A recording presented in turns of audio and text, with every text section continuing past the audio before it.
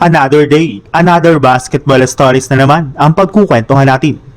At ngayon nga ay pag-uusapan natin ang balitang nagpasalamat nga na po si Steve Kerr sa NBA at ang balitang kompleto na nga na po ngayon, ang Los Angeles Lakers. Bago pa man nga po magsimula ang season ay marami na nga pong reklamo si Coach Steve Kerr sa NBA kagaya na lang ng pagkakaroon ng 82 games sa regular season.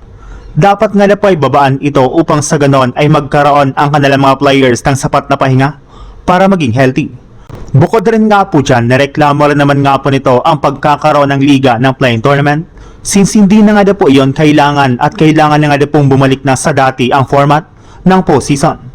Pero matapos lang naman nga pong ilang buwan mula nang sabihin ni Coach Steve Kerr ang ganitong mga reklamo, ay agad na nga po itong bumaliktad matapos nga po niyang sabihin sa kanyang interview sa media na nagpapasalamat nga na po siya sa liga sa pag-create nila ng play-in tournament dahil dito nga po ay magkakaroon pa sila ng tsansa na makapasok sa playoffs. Sa isang iglap nga po ay bigla na lang nagbago ang isip ni Coach Steve Kerr patungkol sa play-in tournament. Pero hindi rin naman nga po natin siya masisisi gayong sa dami nga po ng mga pinagdaan ng problema ng Warriors ngayong season ay ang play-in tournament nga po ang literal na nagligtas ngayon sa kanilang kampanya. Sa ibang balita naman, mismong si Coach JJ Redick na nga po nagsabi sa kanyang interview ngayong araw na maliban nga po kina Luka Doncic at Austin Reeves, inaasahan nga po na kompleto ang kanilang lineup pagdating nila sa Game 1 ng kanilang first round series laban sa Houston Rockets. Kahit man nga po may iniindang sakit ngayon si Lebron ay maglalaro para naman nga po ito sa kanilang magiging unang bakbakan.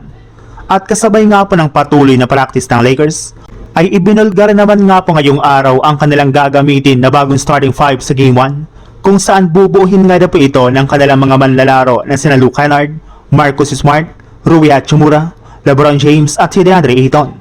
Pero hindi rin naman nga po ito nakakagulat dahil ganito rin naman nga po ang lineup ng Lakers simula nang mawala at magtamo ng injury sina Austin Reeves at Luka Doncic sa mga nakalipas nga po nilang laro. Naging epektibo rin naman nga po ang ganitong klaseng rotation at gamay na rin naman nga po ng bawat isa ang kanilang role kaya sigurado nga po napapalag ang ganitong klaseng lineup laban sa Houston Rockets.